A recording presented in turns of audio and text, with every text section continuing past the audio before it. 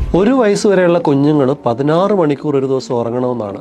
1-നും 2 വയസ്സിനും ഇടയ്ക്കുള്ള കുഞ്ഞുങ്ങൾ 14 മണിക്കൂർ, 2 വയസ്സിനും 5 വയസ്സിനും ഇടയ്ക്കുള്ള കുഞ്ഞുങ്ങൾ ഒരു ദിവസം 13 മണിക്കൂറെങ്കിലും ഉറങ്ങണമെന്നാണ്. സ്കൂളിൽ പഠിക്കുന്ന കുഞ്ഞുങ്ങൾ ഒരു 5 വയസ്സ് കഴിഞ്ഞു കഴിഞ്ഞാൽ അവർ 9 മുതൽ 12 മണിക്കൂർ വരെയെങ്കിലും ഒരു ദിവസം ഉറങ്ങണമെന്നാണ്.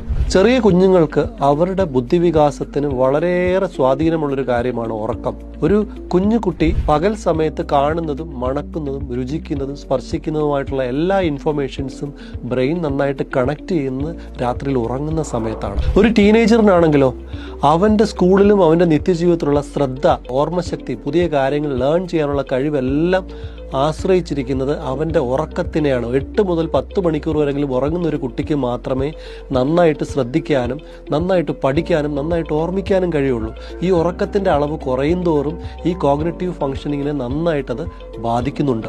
കുഞ്ഞുങ്ങൾ ഉറക്കം എങ്ങനെയാണ് ഡിസ്റ്റർബ്ഡ് ആകുന്നത്, അല്ലെ എന്തുകൊണ്ടാണ് അത് നഷ്ടപ്പെടുന്നത്? ചില പ്രധാന കാര്യങ്ങൾ നമ്മൾ ശ്രദ്ധിക്കാം. ഫിസിക്കലി ആക്റ്റീവ് അല്ലാത്തൊരു കുട്ടിക്ക് ഉറക്കം വളരെ കുറവായിരിക്കും. 2, ഉറങ്ങുന്ന സമയത്തിന് ഒരു 2 മണിക്കൂർ മുമ്പുള്ള സ്ക്രീൻ ടൈം കുഞ്ഞിൻ്റെ ഉറക്കത്തിനെ സാരമായി ബാധിക്കും.